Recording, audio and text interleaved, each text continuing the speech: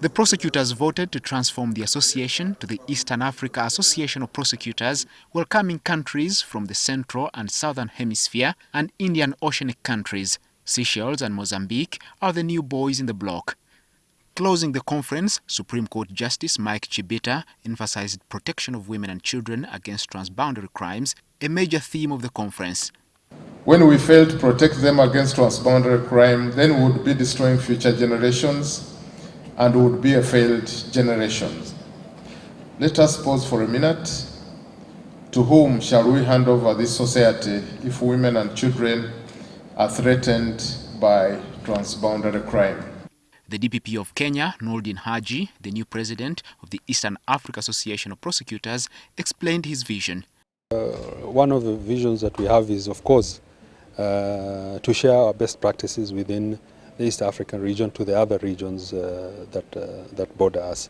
But also, some of the new areas that we are looking into is to enhance our ability to build capacity within the region. And also build our ability to have digital systems that will enhance the processes of, for example, mutual legal aid, extradition processes, and other processes that hasten the process of bringing justice and ensuring that there is access to justice within the region. Haji said countries in the region had many common challenges that needed cooperation. From issues of terrorism, to issues of money laundering and human trafficking. We are all interconnected, and therefore we believe that this association will add a lot of value. Uganda's DPP, Justice Jane Francis Abodo, who became the association's Secretary General, said that having a crime-free region depends on working together.